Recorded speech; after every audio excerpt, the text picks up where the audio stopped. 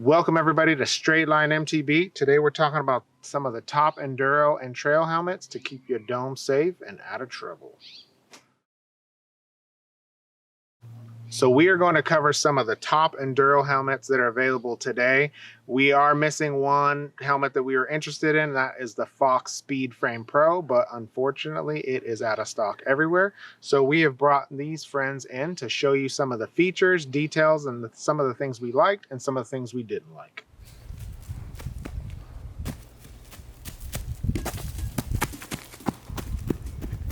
Okay, try it. All right, the first helmet we're going to talk about is the Leatt DBX 3.0, and this comes in at $250 retail. It is a convertible helmet, and what that means is the chin bar is detachable, so you can wear it either as a half shell or a full face. Leatt has its proprietary head and brain protection called the 360 turbine technology. And what that does is it's similar to MIPS, where it lessens the rotational impact. If you were to go and hit your head, it rotates so you don't get hurt more. It has 23 vents for great ventilation and airflow. The Fidlock closure on the buckle system is really awesome. I've had this before and really appreciate the ease of it, just being able to unlock it with one hand.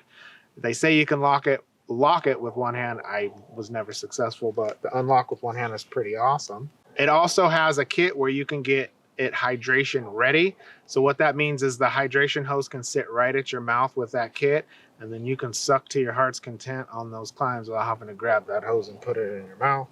I did notice that when you put it on in full face mode, it feels really secure and it sits close to your face like a traditional full face helmet. So that was awesome to see. So next up, we have the 100% Alltech helmet, retail for $165. This helmet has massive airflow. It has 15 vents, and you can really feel that air blowing through. I don't know how it would handle on the trail with those trees smacking your head, but it looks awesome.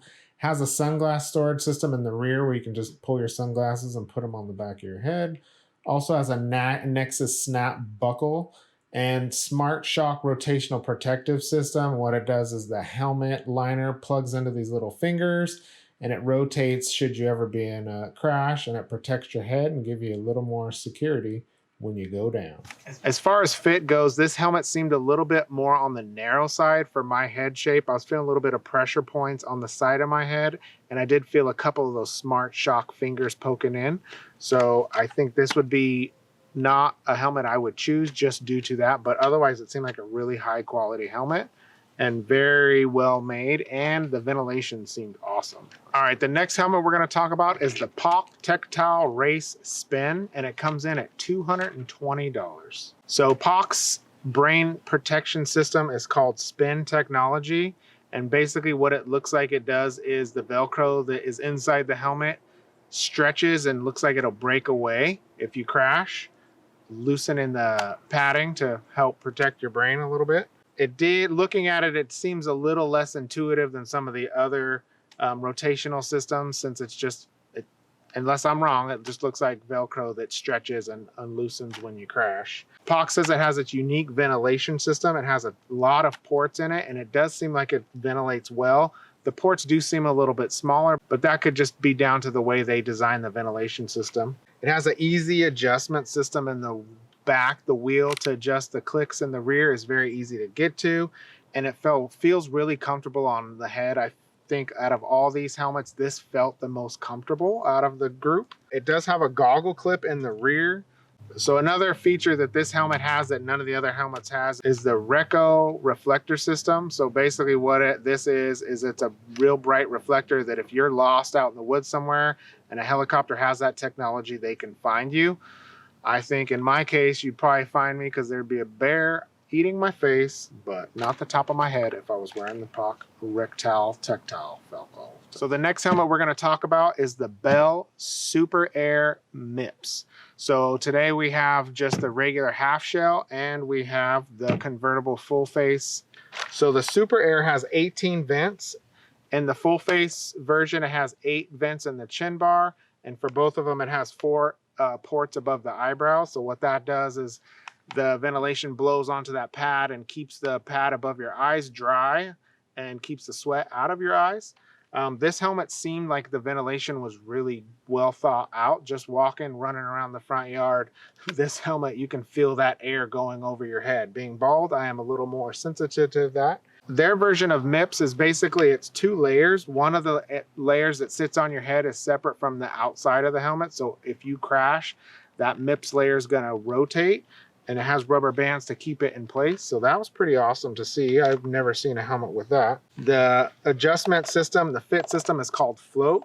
It has tons of adjustment in it, and it felt very comfortable on the head. The buckle on this is just a standard buckle. I would have liked to seen something like the Fidlock or something a little better for the price point for being so expensive. The full face is $275, and the half shell is $225. So I feel like at that price, you should get a little bit more.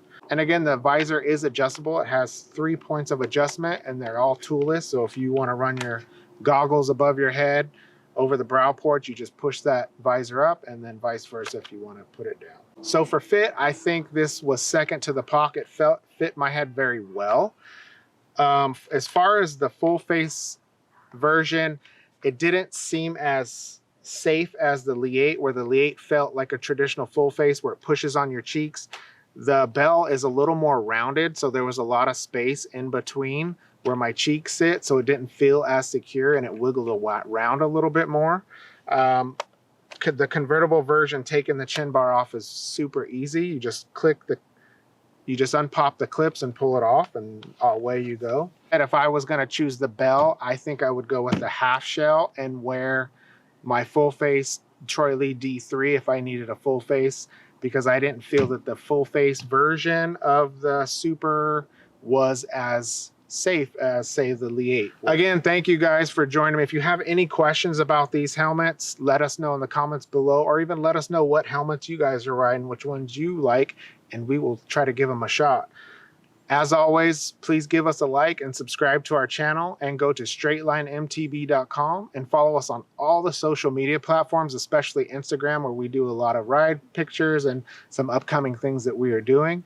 And thank you guys for watching, and we'll see you on the next video.